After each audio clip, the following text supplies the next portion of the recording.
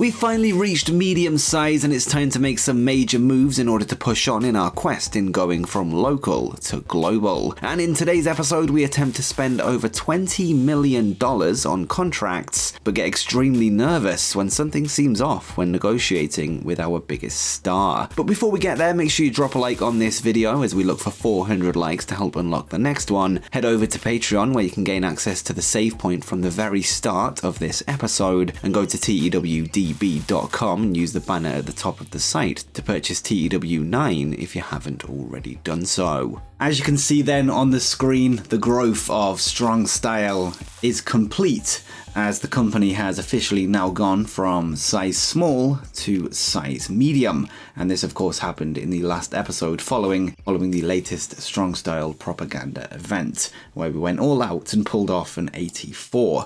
And that show actually ended up being our second highest rated show ever, with the main event itself actually coming in at number 4, actually joined with third best match of all time. So let's take a look at the news piece itself then. It says that there have been heavy rumours of a planned spending spree by Strong Style, who are looking to expand into new markets in order to capitalise on their recent momentum. Some of the finest free agents around are said to be on their shopping list, and fans are already excited over the prospect of new blood debuting soon. And whilst we will be making some signings today specifically for the Women's World Cup, a big part of our, spending spree, as the news says, will be tying down some of the talents that we already have under our belt to exclusive deals. Now I've got a list of talents that I actually want to get down onto an exclusive contract, and it's currently at 7. So a big part of today's episode will be going through that list and making sure that those deals are signed. And we also have some other things to do in relation to making sure that we're set up for the future in order to push for the next size, which is big. Now, in order to get to big, what we need to do is to take the US by storm, which is achieving 77 popularity in at least 5 mainland US regions, which must include your home region of the Mid-South, of course, which is currently at 60, so that's only 17 points away. And also within that 5, that needs to include the Southeast or Southwest, which is our most popular regions outside of the Mid-South anyway. So we're already halfway there, well, nearly halfway there, with Southwest being the highest at 35. Now, if we break it down, we need 5 regions, and by the looks of it, that will be the Mid-South, Midwest, Northwest, Southeast, and Southwest, so that will meet the criteria, with Great Lakes, Mid-Atlantic, Tri-State, Puerto Rico, and Hawaii slightly being outside of our current reach in terms of where we're growing fastest. And that is because they are on the other side of the country, and Puerto Rico and Hawaii are of course islands away from themselves, so the spillover hasn't been as kind to us in those regions from the Mid-South, but that's okay because we do have 5 regions that are relatively close. But it will take some doing in order to get to where we need to be. So what I'm kind of thinking for the short term isn't necessarily that we need to start putting on better shows and better ratings in order to grow in these regions. We just need to stay consistent and basically improve our network and reach in these regions in order to get them to grow faster. And how we're going to do that is by once again investing in our broadcaster, and we're going to make another upgrade to the Strong Style America's YouTube channel. Now in the United States we're currently very small, and what I want to do is go up to small, which should help, as I say, increase our growth in those regions. And it's going to cost $990,000 to do so. Now we currently sit just under 2 million in the bank. So what I might do is kind of play out the rest of the Strong Style Women's World Cup, which is the upcoming tour, and that will conclude at Strong Style 58. And then after that, I'll consider making that upgrade. So I'm not going to do it just yet, but that is the kind of thinking going forward. And I think we might have to even go up to the size above small. I'm not entirely sure what that is. I'm guessing it's medium. And I think we've got the roster mostly to do it. And of course, the Mid-South won't have to grow as quickly, and we're in no rush to get to 77 in the Mid-South. And it's all about getting the Midwest up, the Northwest up, Southeast up, and the Southwest up. And we need to do that, hopefully, within the next few years in the save. And as I say, a big part of that will be retaining many of our talents and trying to stop them going to other promotions, such as AEW and WWE, who are prone to signing our talent on exclusive contracts. And in order to stop that, what we're going to do today is offer some exclusive deals. Now, the first person that I want to tie down is arguably our best wrestler so far. And in terms of ratings, she's certainly the best in the women's division, and that is Mayu Iwatani. Now, there is a slight issue with tying her down to an exclusive contract, though, as she's extremely popular in Japan, and she currently works for DDT and GAN Pro. Now, what I suspect will happen once we offer her an exclusive deal is that DDT, I think, are big enough to offer exclusive contracts. I'm not entirely sure about GAN Pro, but basically we're going to receive counter offers from those promotions. But as I say, she is more popular in Japan than she is in the United States, which means our current estimates for $16,900 per month or $2,900 per show will be higher for Japanese promotions. So when we make an offer, I think she will receive a higher offer from Japanese promotions just based on how the game works. But we're just going to kind of go with the flow, and I'm quite happy to match whatever it takes in order to keep her around for the long term. So we're going to offer her a written contract. I'm actually going to build a new template as well to include house shows, because our current template actually excludes house shows. So let's go to written local to global, apply that, and then change it to all shows. And we're also going to change it to 5 years as well. And for her merchandise, I think we're going to set the default to 10. And for the default as well, we're not going to include travel costs. And also we need to change it to exclusive written, of course, which will add a ironclad clause. And then we're going to save this as exclusive. Got there in the end. So that will be the template that we're using for all of the upcoming negotiations that we're about to enter, and we've got quite a few to get to. So let's first start with per show deals, and then if there's any counter offers from other promotions for monthly deals, we will then have to, of course, match that, if not outdo them. But one issue that we have had in the past is that we've had to pay well over the odds in order to get somebody signed to exclusive contracts over other medium-sized companies. But now that we are also medium, that shouldn't be the case going forward, hopefully at least. And we should have sort of the same pulling power as the likes of MLW or, promotions sort of that size. So let's actually up this deal then, because she does want more money to 3,500. And should I say financially becoming exclusive to you would not be a smart move. Now, currently we're looking at 16,900 per month in order to lock Mayu Iwatani down. So what I actually want to do quickly is to see how much we would have to pay for a wrestler that's around 75 popularity, and that will give us a good idea of what the counter offers will be from Japanese promotions. So if we take a look at Mid-South for popularity and do someone that's 75 in our region to hire, that is a wrestler. So, okay, there's no one actually on there, but if we go to view, so we would be actually looking at someone in around the popularity of Bailey, Leo Rush, Randy Orton, Ty Mello, and Tony Storm. And it looks like they are valued at in and around $80,000 to $90,000 per month. So what I'm hoping is that the counter offers from the Japanese promotions are per show deals and not per month. But what I'm going to do actually for Mayu is just go to what we're expected to pay her for a 5-year deal, which is 16,900, and we're going to offer the 10%. And I think we're going to have to cover her travel as well, yeah, because she does still live in Japan. So let's make this offer then and see what she says. And she wants $17,200, so I'm happy to meet that. But we may have to pay well over the odds if the Japanese promotions, as I say, come back with a per month deal, and we're looking more around the 70,000 mark. But I think it's well worth keeping Mayu around because of her ratings and how good she's been for us. And I think some of these talents, and somebody especially that's coming up, are worth locking down to this kind of deal, because we're starting to make a lot of money and I don't want to lose them going forward. And I think they can be staples of the promotion. So let's increase the merchandise then. We'll go to 20, and she seems happy with that. That is the offer that we're going to go with for Mayu. And speaking of staples of the company going forward, I think currently my favourite wrestler of the series so far is Shun Skywalker, somebody that is unbelievable in the game. He's currently our best in terms of form for the last 5 matches. And once again, much like Mayu, he's much more popular in Japan than he is in the United States. So we're going to have to probably pay well over this per month salary that it's predicting. But I think it's going to be worth it. So we're going to try 5,000 per show for Shun, and we'll see what kind of counter offers we get from other promotions. And he does want travel covered as well, and he's happy with 10% of merch. So we'll go with that and see what counter offers come in tomorrow. And somebody else that I want to try and lock down is Malachi Black.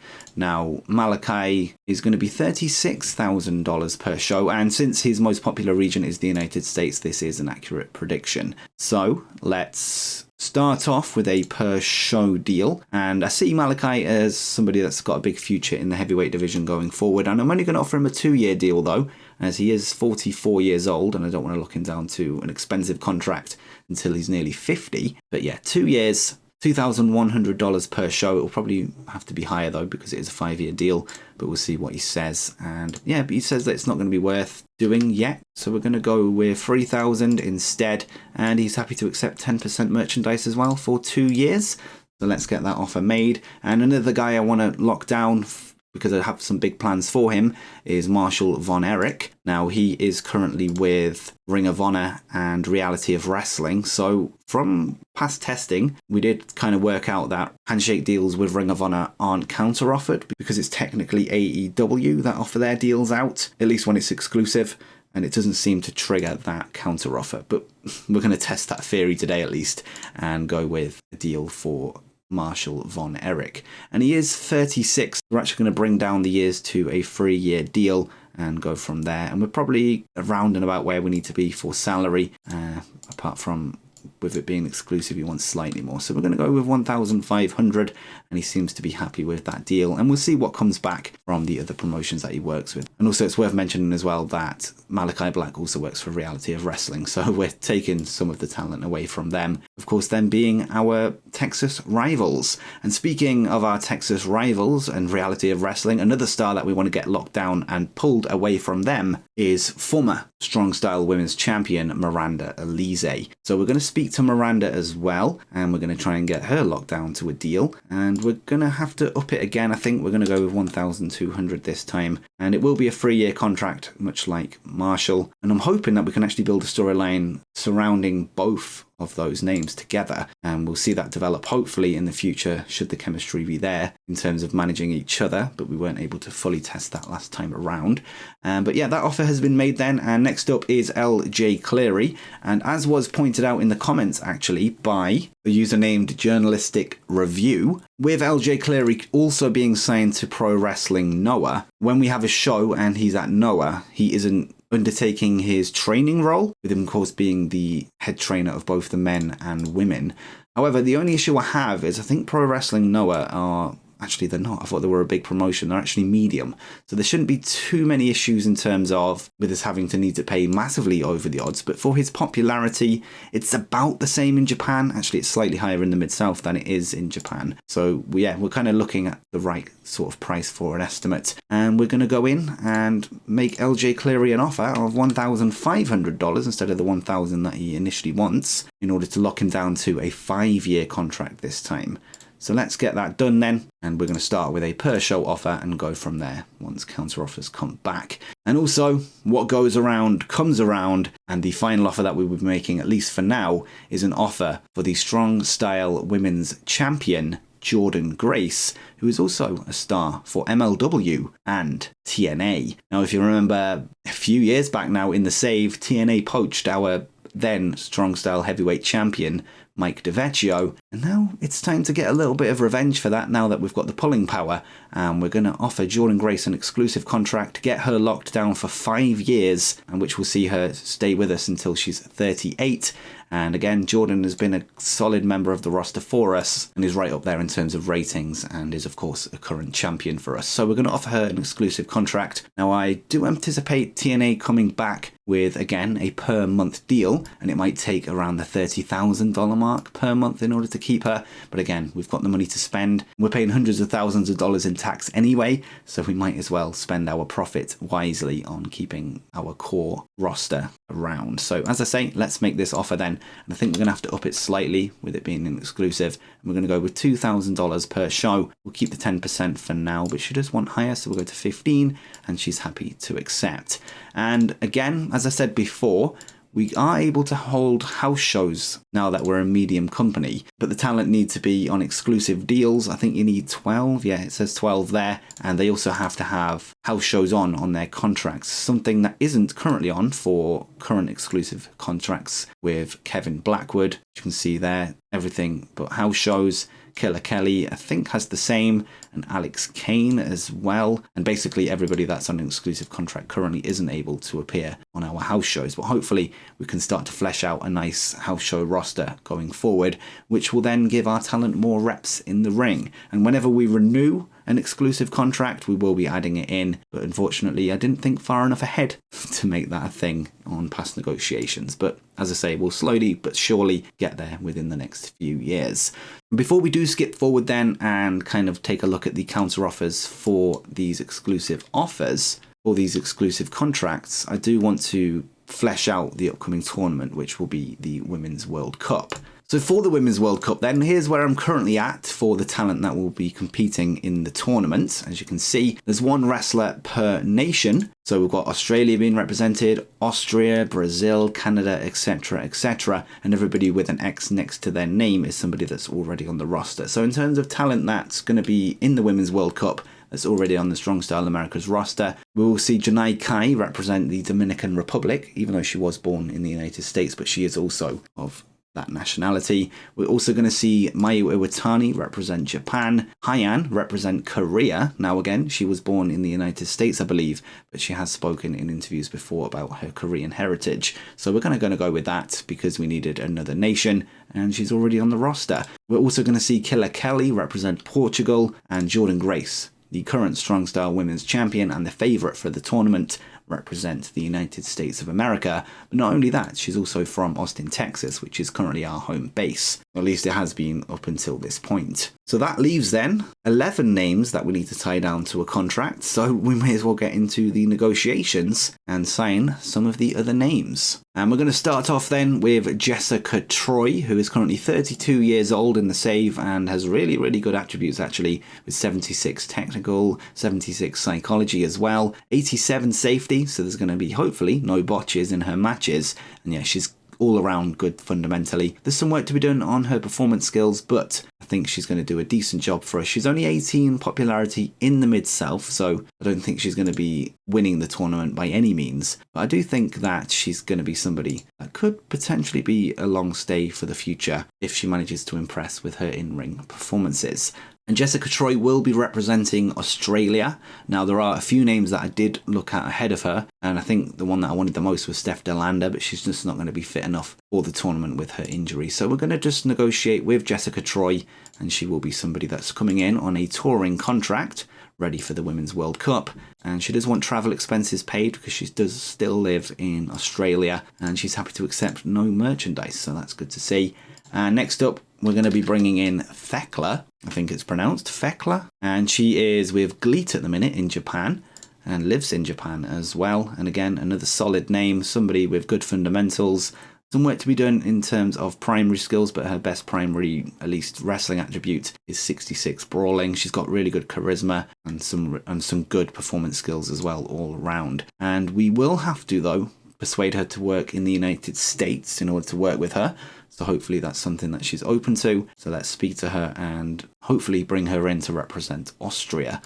And she has agreed, so that's good. And let's speak to her now and offer her a touring contract. And she does want to travel, of course, with her living in Japan, and she does want slightly higher merchandise as well. So we'll start with 5%, 10%, and that is a deal. And next up, we're going to be speaking to a Brazilian this time, and it will be the returning Christy Janes. Now, Christy is somebody that we have seen in the company before, and if we take a look at her history with us, she's worked 5 matches, never won one, but she has been brought in from time to time on a local workers deal, and she teamed with Black Swan because we randomly found chemistry between the two back when we had a women's tag team division. And yeah, again, she's not going to be somebody that's going to win the tournament, but she's decent enough and somebody that will probably lose in the first round, but just another nation to tick off for the Women's World Cup. So let's offer her a touring contract then, and she will only want $60 per show, and she does want higher merchandise, which is surprising considering her popularity, but we'll go with 10% to get her in. And the next name that we want to bring in is actually Natty Neidhart. Now, we did see Natalia on the last tour,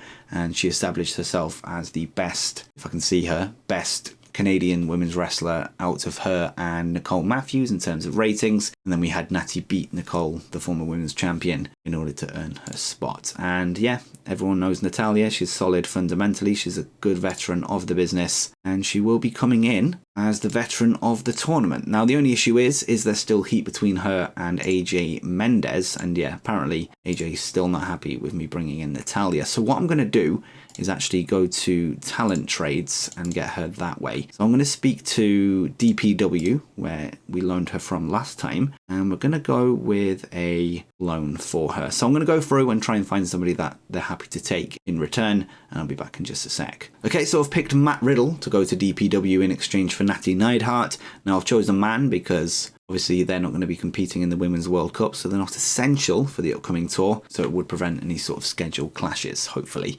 And she will be coming in for a 5 appearance loan this time, and that should see her probably be with us past the upcoming tour. Well, it definitely will, but we can use her going forward anyway, and I think she'll be useful for the future. And of course, Natty will be representing Canada. And speaking of other nations that will be represented, we're going to be speaking to somebody that will also be returning to the promotion, and that is Xia Li. Now, Xia was with us in the past, and I believe she was sent away by Janai Kai in a body bag. So this would be the first body bag victim to be returning to the promotion other than Janai herself. So what we're actually going to do is bring her in under a new name of Lei Ying Li, which is the name that she currently uses in TNA. So it's a new identity for Xia Li, and she will be coming in to represent China. So let's get a deal done then and offer her a touring contract. And she does want higher merchandise, so let's just find a deal here. And she wants 10%, which is fine. She will be coming in. And next up then, let's move on to somebody to represent England. Now, I'm kind of reluctant to actually do this, but from what I can find, Bea Priestley is the best English women's wrestler that's a free agent that can work the Women's World Cup.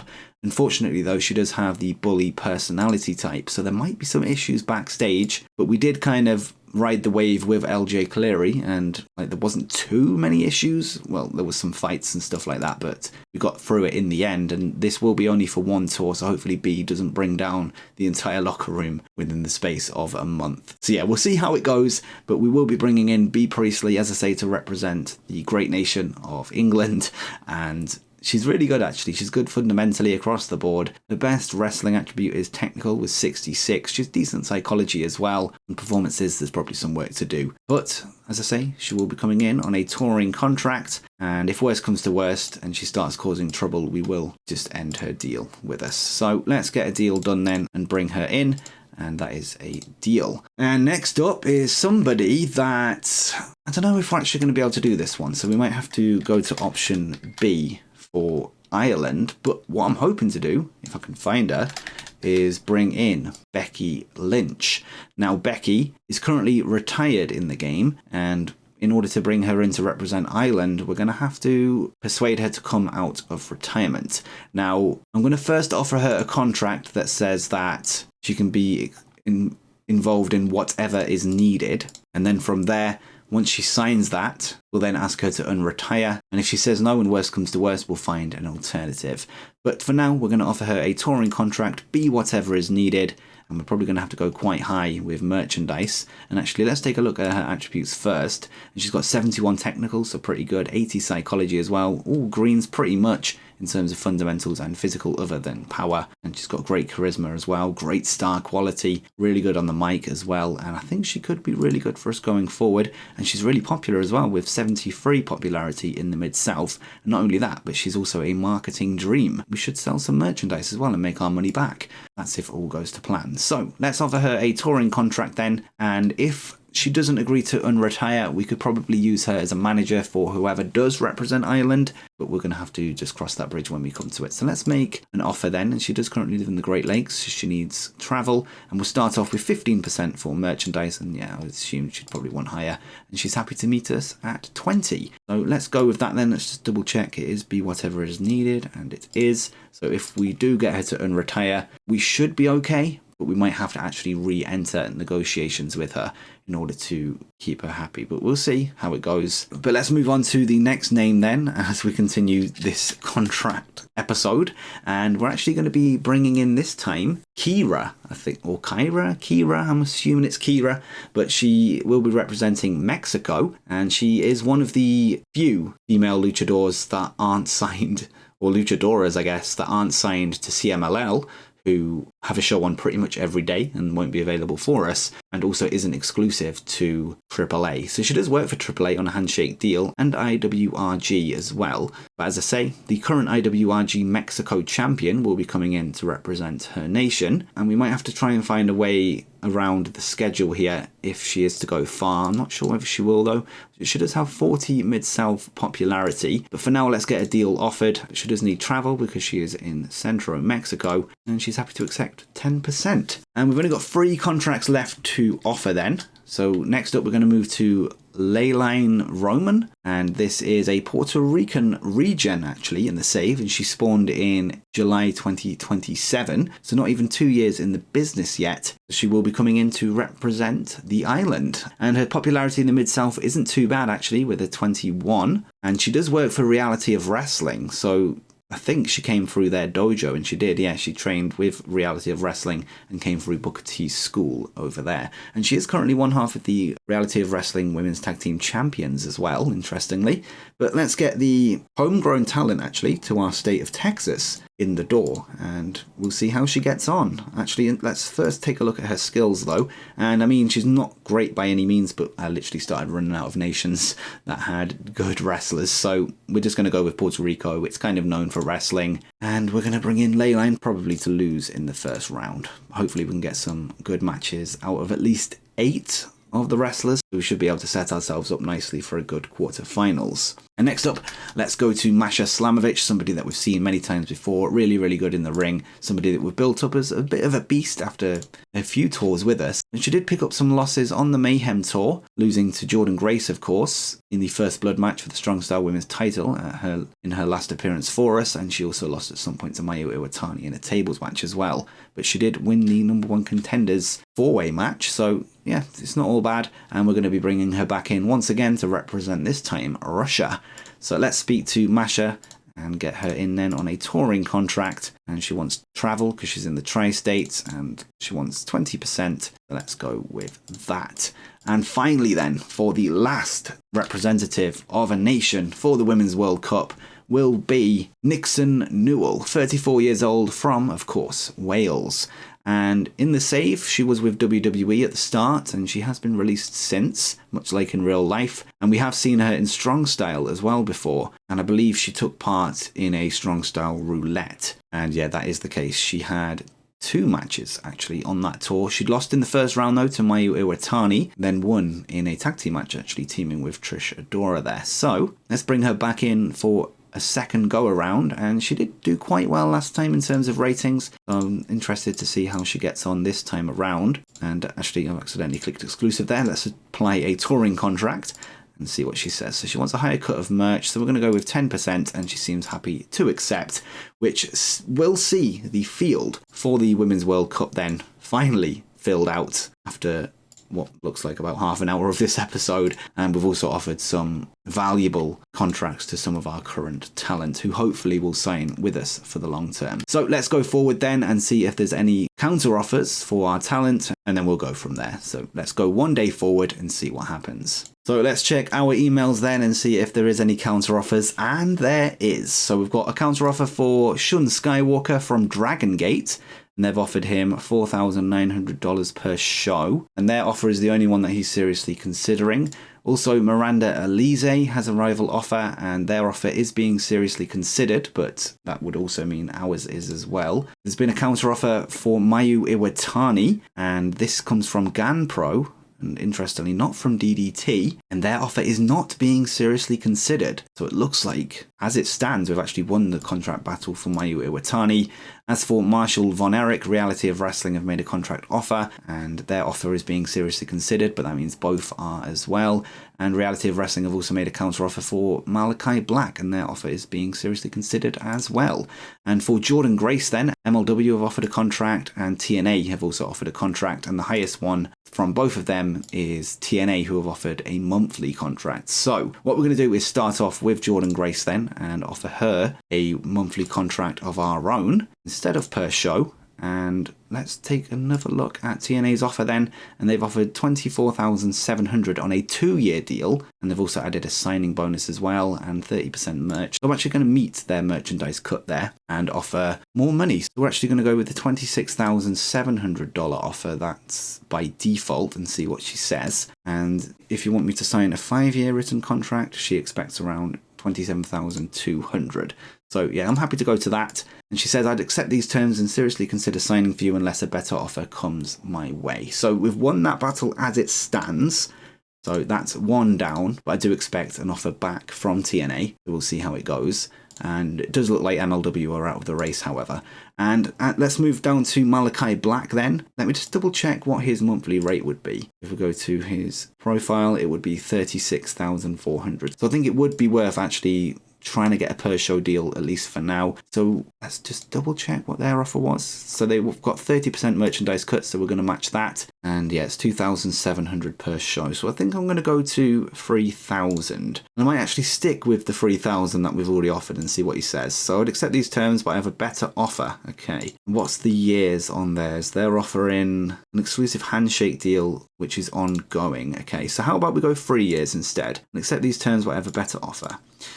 How about then 4,000? See what he says. And I'll accept these terms, but I have a better offer. How about actually then, we'll go 2 years and a per month deal of 35,000. Now it's a lot of money, but it is only 2 years, and I do think Malachi has a big part to play in the heavyweight division, at least in the short term. And he does want 36,000, so I'm happy to actually meet that. And I think we've got a deal, Malachi, and accept these terms and seriously consider signing for you unless a better offer comes my way. So that is, I think, 2 down, and we've got a few to go though. So let's take a look at Marshall Von Erich now. And again, with Reality of Wrestling, it seems like wrestlers still favour them over us. But I think with Marshall, I don't think we're going to have to go to a monthly deal because his asking price is already quite low, and I'm kind of happy to go to sort of 4,000, 3,000. But let's take a look at Reality of Wrestling's offer then. It's 1,300 with a 25% merchandise cut. So I'm happy to go to 25%, and we are actually outbidding them in terms of money. So I want to go to actually 2,500 per show and go from there. And I'll accept these terms, but I have a better offer. Okay, so how about 3,000? I'll accept these terms, but I have a better offer. Okay, so what's his monthly value again? 15,000. Yeah, let's go to 15,000. Why not? And I'll accept these terms and seriously consider signing for you unless a better offer comes my way. And also it's worth noting that there's no offer from Ring of Honor, so it looks like he will be leaving there as well, which is actually good because he favours Ring of Honor when it comes to his schedule right now. And I think Reality of Wrestling as well, which is another benefit of course, getting people down to exclusive deals because there's less clashes, which has been an issue, I think, a lot with Mayu Iwatani as well. Somebody that we're going to go back into and speak to. So the only counter offer then that we've got for Mayu was from Gan Pro, so nothing from DDT. And actually, yeah, ours is the only one that she's considering. So yeah, we'll go with that. So we'll stay where we are with her. As for Miranda Alize, Reality of Wrestling once again have got the favoured offer, I think. And your offer is currently not being considered. Okay, so what's her per month fee? And it's 14,700. Okay. So what I'm going to do is go to 3,000 first, and then I might just go to the 14,000 per month and get that done.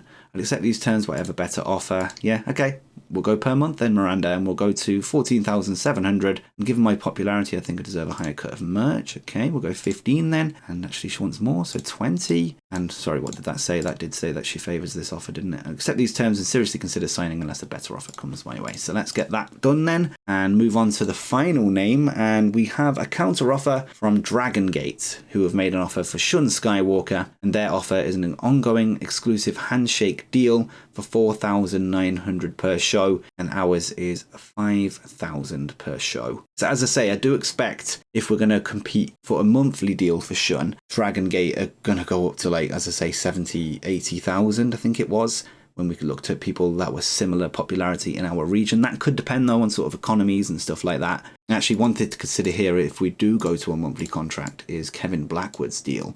So of course he is currently earning $2,700 per show, and of course he has the matching clause, so whatever the biggest offer that we hand out today on a per show basis, he will match. That is definitely something to think about. And actually, let me just double check the house show thing. So if we go to our office and house shows, people that are eligible for house shows, I think, have to be actually on an exclusive written that's a per month basis. So let me just double check that in the help thing. If we go there, a company must be of at least medium size, which we are of course, and have at least 12 available wrestlers to take place. Now where does it say about what sort of contract it has to be? Yeah, exclusive contracts who are paid monthly.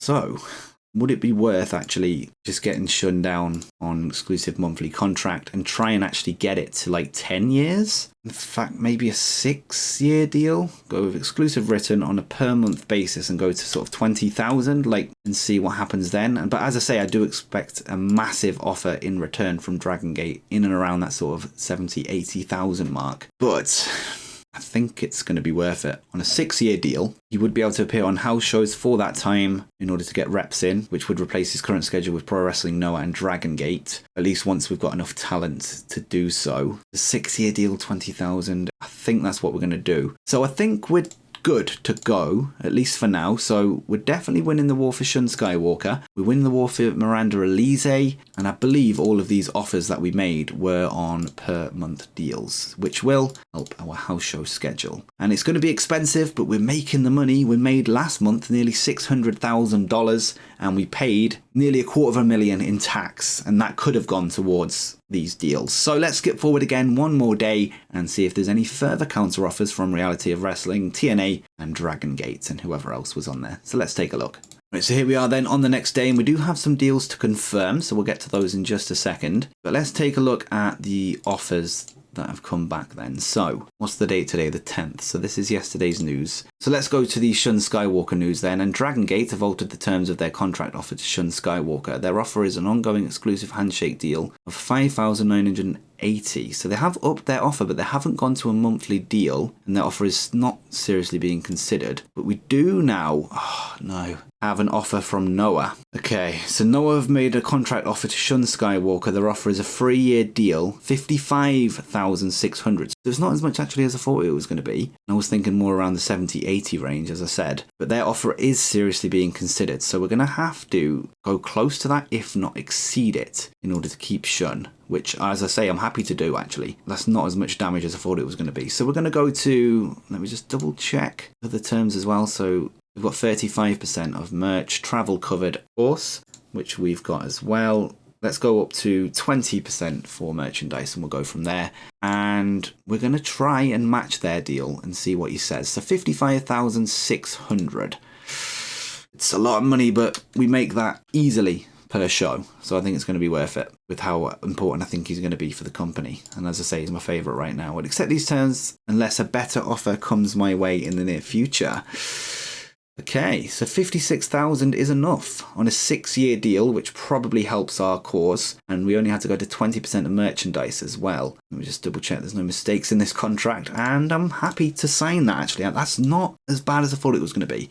Although it is a lot of money, but I think it's so worth it. And I think a lot of people would agree as well. Let me know in the comments if you think that's worth it. But let's go to Miranda Elise then. And Reality of Wrestling have come back, but their offer is not being considered. The same for Marshall, and their offer is not being considered. Same for Malachi. Same for Jordan Grace from TNA. Okay, so our 5-year deal is more appealing than theirs. So it looks like we've actually outbid TNA. And also MLW have come back, but their offer is not being considered either. So I think we're actually good to go. And hopefully I haven't made any mistakes here and I haven't missed anybody. I don't think I have. I think we've pretty much checked all the emails. Now I will go through and just double check in a second off camera before I skip forward, but we do have to confirm the contracts of Jessica Troy, Christy Janes, Becky Lynch, who will be, I think, appearing under the name of Becky Quinn, with Quinn being her real last name, at least before marriage, I'm not sure about now. And then Kara as well will be coming in. So let's get those deals done. And now we need to speak to Becky. And and hopefully get her out of retirement and see what happens from there. So perhaps it's time to come out of retirement for another run. Let's see what she says. You've convinced me. Okay, I think I have another run left in me. Okay, that was easy enough. And there's no email about having to offer her another contract. Now, she does have wrestler in her deal. Okay, so let's untick road agent and manager as well. And I think that's all we need to do. But I was expecting sort of an email where we would have to re-enter negotiations, and maybe that's something that will happen tomorrow. Here it is. Automatic renegotiation with Becky Lynch. Okay, so she wants $2,700 per show, which I'm happy to do. Now, I wonder if she's going to receive offers now from AEW and WWE, now that she's a wrestler again. I think we should at least have her for 30 days if that does happen, because once somebody gets signed an exclusive contract, they see out 30 more days after they signed it with the promotions that they're leaving. So she will at least be with us for the Women's World Cup, and then we'll see what happens in the future. And she wants $2,820, so I'm happy to go with that. That's actually really cheap. So I'm going to actually go through, just double check all of our offers and check that it says your offer is currently the only one being seriously considered, and then we'll go from there. And I have gone through and have confirmed that we're currently the favourites for all of the names that we've offered contracts to. But I did also notice that LJ Cleary's contract is a per show deal. And given what I was talking about with house shows and how they have to be on per month deals, I'm actually just going to offer him a per month contract so he can get those reps in. So that's what I'm going to do. And he does want $15,800, and he will be with us for 5 years. So we've really got to build up LJ now as a serious threat in the junior heavyweight division. And he wants higher merchandise as well, so we're going to try and find his number. And he wants 20%. But yeah, LJ, somebody who's kind of making a name for himself in real life right now as the boyfriend of Lyra Valkyria. But of course, he's a wrestler in his own right and very talented at that. But he is really, really good in the save, and he's still only 30 years old. And I think I've got a lot of time for him in the save, given that he's a natural trainer, and he's going to be really important for that. And he's also a tag team specialist, so if we were to ever introduce a male tag team division, he could be really valuable for that again. And he's got a couple of tag teams in Japan that we could potentially look at to get that bonus, with it being the right experience. But yeah, I think this has been really successful if this does pay off. We've locked down 1, 2, 3, 4, 5, 6, 7 exclusive contracts per month as we edge closer to being able to fill out that house show schedule. But yeah, let's go forward one more day then. I'm going to take this slow and make sure I don't skip over anything that's important. And we'll edge closer to the Women's World Cup, which I think now at this rate will be in the next episode. I don't think I've got time for another 2-hour episode. But yeah, let's get this done and then maybe do some more admin to close out the episode. And see what else comes up as well, and see if there's any twists and turns. Okay, so there has been a turn, and Noah have come back and offered Shun Skywalker yet another deal. This time, they've gone up to $68,970 per month. Now that is more like what I was expecting. So of course, currently our offer is 10,000 short of theirs, near enough. Just over actually, 12,000. Okay, so let's take another look at theirs. So they've offered 35% merchandise cut. Ours is currently 20, so I'm actually going to match that and go from there. So I'd accept these terms and seriously consider signing for you unless a better offer comes my way. So that's all it took was merchandise. Okay, let me just double check that's not a glitch. And your offer is currently the only one he is seriously considering. Now, is that because of the years as well? I'm not entirely sure. Let's skip forward and see what else happens. And hopefully that's not a glitch, because that doesn't seem right, but I don't know, maybe it is. But we've also got some more women to bring in for the Women's World Cup. So Thekla, Zaya Lee, B. Priestley, Layleen Roman, whatever she's called, Masha Slamovich and Nixon Newell have all signed their contracts. And let's carry over the Russian Dynamite gimmick for Masha Slamovich. And she's currently rated adequate. Maybe we change that gimmick, I'm not entirely sure. But we now await only the exclusive contracts that we've offered out. So let's go forward a day and see what happens with the Shun Skywalker situation and anything else as well. And we are on the next day then, and there's nothing more to hear from the Shun Skywalker situation. So it doesn't look like Noah have come back with a third, I think, offer. Although we have got news of a house show being cancelled because there wasn't enough wrestlers. I'm probably going to go in actually and untick the days for house shows for now and just save that until, of course, we've got enough people that are eligible, and we will be one step closer to that in the near future. But we can confirm that Miranda Elise has signed her exclusive contract and will be with us for the next 3 years, so let's get that done. And also Marshall Von Erich has also signed us, which will mean he will be leaving Ring of Honor, and both of them will be leaving Reality of Wrestling. And now we await 5 more deals to be signed. And let me just double check that we're the favourites for Shun Skywalker, because the last thing I want to do is realise that this is a visual glitch. And he is seriously considering more than one offer. Yours is one of them. Okay, so it has changed. Now, have Noah changed their offer? No, they haven't. Their offer does remain the same. So we're going to have to keep a close eye on this. I'm actually going to go up to 60 and see what he says. I'd accept these terms and can seriously consider signing for you unless a better offer comes my way. Do you know what? I'm going to go to 70 just in case. I've got a bad feeling that this is some sort of glitch going on. So let's go with that. Surely we're now the favourites. So let's go forward one more day and see what else happens. Okay, so here we are then. And the Mayu Iwatani deal has been confirmed, which is a huge get actually at that price, 17,000. I did not expect that. But now let's just double check Shun Skywalker once again. Your offer is currently the only one he's considering. I'm worried about this. I really am, but let's see. We're still await Malachi Black, LJ Cleary and Jordan Grace as well. Right, so here we are. And we have 3 deals set to be confirmed. So that's Malachi Black done, 36,000 per month.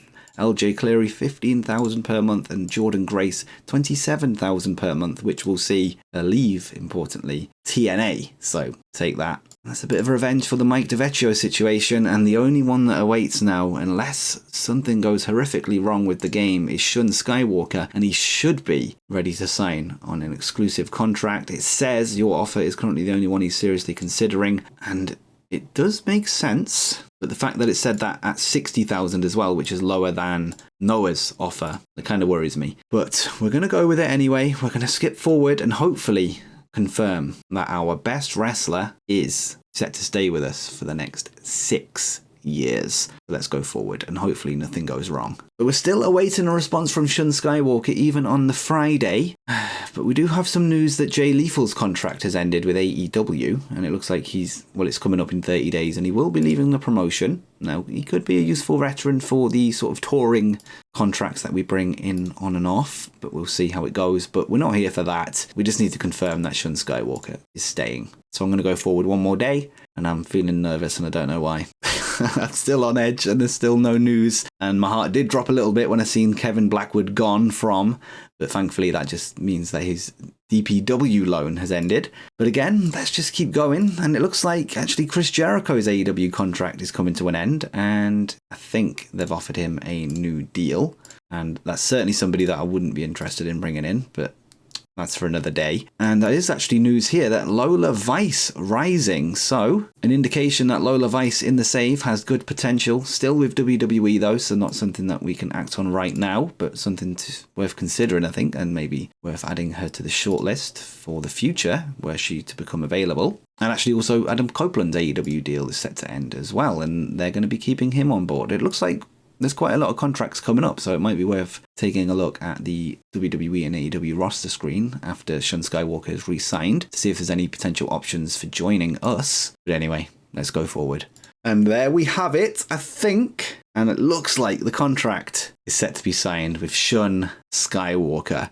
Now, let's break it down. $70,000 per month, and it looks like we may have been able to get away with 60 there, but I'm happy to sign it. 6 years, so hopefully for the remainder of the series, if not close to it. Depends how the future goes. And he will be available for house shows as well, which is huge for us. And as I say, it's a lot of money, but I think it's so worth it. And I've got some big plans for Shun Skywalker in the future. Those plans have been rewarded, bar injury, with a huge contract. And as I say, I think he's my favourite of the series so far. Watching some of his work in real life as well, and he's just got something about him that I really like, and I think he's going to be a huge star in real life too. And he's definitely going to be a huge star on this save. And if we track his progress, you can see that he's currently 60 popularity in the Mid-South, and that makes him a major star for the promotion. And if we take a look at other popularity for other major stars that are wrestlers, that ranks him as our current joint second most popular wrestler in our region. So if we take a look at Viana Free Jr., he's got 56, so he's slightly behind. Malachi Black has 64, so he's ahead. Kevin Blackwood also has 60, so he's joint with Kevin Blackwood. And Jordan Grace has 64, so she's joint with Malachi Black. So joint first is Jordan Grace for popularity. Joint second is Kevin Blackwood and Shun Skywalker, with all 4 of them now on exclusive written contracts. So we do have some more stuff to do before we bring this episode to a close, and some of that involves speaking to the workers and requesting a few things. So what I want to do is actually go through all of the talent that live abroad and outside of sort of the region of the Mid-South that would lead to them having higher travel costs, and see if they'll move closer to us.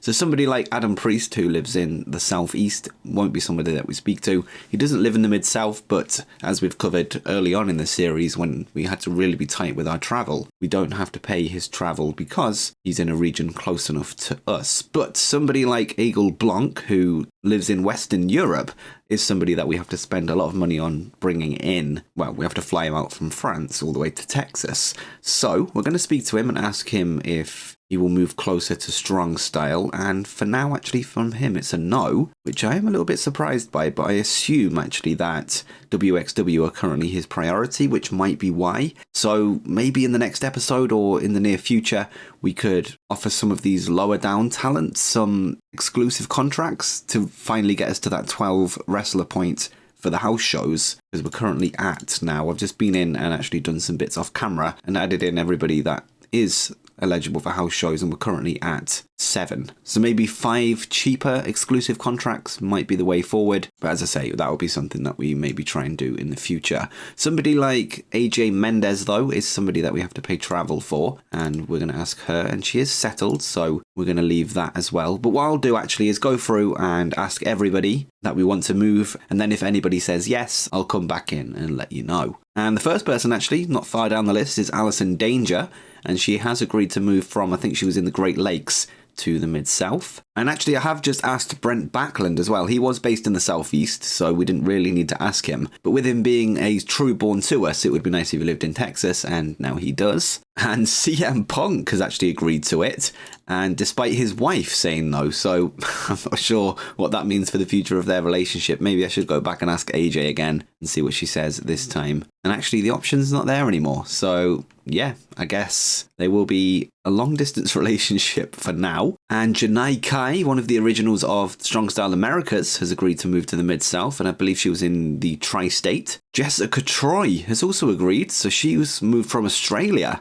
and she is only here on a touring contract, but maybe that could be good for her in terms of returning to the promotion, because she will, of course, be without that travel. So that's an interesting move from her. And Kevin Blackwood has agreed, even though he was in the Southwest, and again we didn't have to ask him, but with him being an OG of the series, I thought it would be worth him moving to Texas, and he has agreed, with him being of course on an exclusive contract. And Fekla, the Austrian participant in the Women's World Cup, has agreed to move as well, another touring contract that may have secured herself at least a return to the promotion in the future with her moving closer to us, and she was in Japan. Ultramantis Black has now moved from the Tri-State to the Mid-South, and everybody else, especially the international talent bar Jessica Troy, has said no. But I think that's some progress, at least from where we were at the start of the month. And next up, speaking of talking to talent, what I want to do is actually go into our user character, Michael Dante, and turn him into a occasional wrestler, something that we of course don't have to have him agree to, because we are him. And also I want to do the same for Thunder Rosa. This way she won't expect to wrestle all the time, so won't be as unhappy about missing shows, as I think she is probably somebody that will be sort of transitioned out of the ring into more permanently a road agent, which is a job she's of course doing now. And we're going to ask her to be an occasional wrestler, and she has agreed, so we're going to untick wrestler from her contract as well. And I think that's all for occasional wrestler stuff. We do have some morale to fix, which we're going to go to in a minute with some bonuses, but we do have to first adjust Kevin Blackwood's gimmick, so I've got that written down as well. Of course, we've seen that it was getting stale not too long ago, so let's tweak that, and hopefully that will fix that issue. And then let's go to morale now, and go to any negative morale. So the first being Ryan Davidson, so let's speak to him and give him, I think $2,000 should be enough. And yeah, he's now happy. We're going to speak to Matt Riddle, who I think we've given a bonus recently. Let me just double check that. And yeah, we gave him one in April, so a couple of months ago. So let's give him another, I think, $4,000 or $5,000 bonus. And he is now happy. Okay. And Janai Kai as well is irritated. So we're going to speak to her and give her $2,000, maybe, yeah, $3,000 would be fine. And she's now happy. And then Alex Kane somebody who is still annoyed about losing to Eric Hammer and has received $12,000 in bonuses since March, will also get another one, with him, of course, being exclusive to us, and we want to keep him as happy as possible. So we're going to give him another 5,000 or 6,000. We'll go with 6,000. And he is now happy. Okay, so that is all negative morale dealt with. And you can look at this list here and see that there is one red thing that we need to deal with, and that is the production. So since we've gone up to the next size of medium, we are now under stricter sort of expectations of what our product should look like. Therefore, we need to upgrade literally everything under the production. So we need to upgrade production value, live event experience, broadcast quality, and music. Now, given that we've just spent quite a lot of money on contracts and getting some exclusive contracts signed, there is one thing in particular that I'm not completely happy with upgrading, but we're going to go through it from the top and break down the extra costs that we're going to have on us. So for production values, we're currently at professional, and we spend $7,500 per month plus $1,500 per show. So we're spending $13,500 based on the amount of shows that we have currently. But if we make the upgrade, we would have to spend $5,000 up front and then $15,000 per month, which in itself is higher than what we were spending before, plus $10,000 per night. Now, do we just take the hit on ratings, or do we just go for it? That is what we're dealing with. In terms of what we'd actually gain, well, I think we're just gaining pyro, and it's quite expensive, but we will be judged for not having it. So we're going to go in and agree to that. And apparently, actually, it's not high enough. So what are we expected to be on? And I think we're seeing these penalties actually, if I take a look, because we're now a rival with NXT, who have industry leader, professional, cutting edge, and major licensing across the board. So yeah, I don't think we're actually going to be able to make every single upgrade, but what I want to do is get as close as we can. So let's take a look at live event experience. So what are we on right now? We're on small, and if we made the upgrade, we would be on medium. One upgrade there isn't even enough then. And what about broadcast quality? So we're currently on in-house, and we would upgrade to in-house crew. Okay, so that would be on par with NXT, and that would be $15,000 up front and $75,000 per month. Okay, and what about music then? So NXT are currently on major licensed, and if we made the upgrade, we would only be on professional, I believe. $10,000 per month plus $250 up front. So I'm quite happy to go to in-house for music at least, and then let's take another look. And then this would be $25,000 per month, so an extra 10 on what we're currently doing, or what we would be if we stayed at in-house. And this would get us to minor licensed and $2,000 up front as well. Yeah, we'll hold off on that for now. Let's go to production values again. Another upgrade would take us to Majestic, which still isn't even close to industry leader. And live event experience, have we even looked? We've already looked at, and that's not close enough to NXT either. Okay, so what I'm going to do for now then, I think, is just get on par with TNA at least. And then we will, of course, take hits in terms of ratings for not being NXT, but they are funded, of course, by WWE, so I don't think we can really expect to be on par with them at this point. Even TNA, to be honest, but I think we're going to go for that for broadcast quality and upgrade that. So we're spending $75,000 per month, which is 10 times more than what we're currently spending. I do think we're going to make a decent amount of money in order to afford it. So let's go to that then. And yeah, it's not enough to be on par with NXT, as I say, but we are now on par with TNA, which I think is fair enough. Somebody that's for a promotion that's only literally just became medium, and we're now actually better than the likes of Ring of Honor, MLW, GCW, DPW, and all of the top independents basically across the country. So that's good, but not quite where we want to be. But I don't really want to go all out and match NXT yet. So we're going to run the Women's World Cup tour and then find out where we're at in terms of that sort of ratings hit. In terms of growth that we need, we only really need to be growing in the Midwest, Northwest, Southeast, and Southwest, like realistically. Because then once they're level with Mid-South, we can then grow them all at once to get up to that 77. But until they're all basically on par with Mid-South, we don't really need to think about the Mid-South. That's kind of how I'm looking at it anyway. But saying that, growing in the Mid-South would also increase our attendance, which means more money. I don't know, we'll see how it goes. But I think that's where we're going to leave this episode for today then. But I think it's been a really productive episode despite there being no shows. But in the next episode we will have 4 shows, that being the Strong Style Women's World Cup Night 1, Night 2 and Night 3, which will now feature a very unique league table format, which will then take us into the Strong Style Women's World Cup final at Strong Style 58. So make sure you tune in for that one. Make sure you subscribe with notifications turned on so you don't miss it. Make sure you drop a like on this video and help me hit 400 likes to help unlock it. And I've got pretty much all of the plans in place, so it shouldn't take too long to record. And make sure you head over to the Patreon as well. But until next time, peace.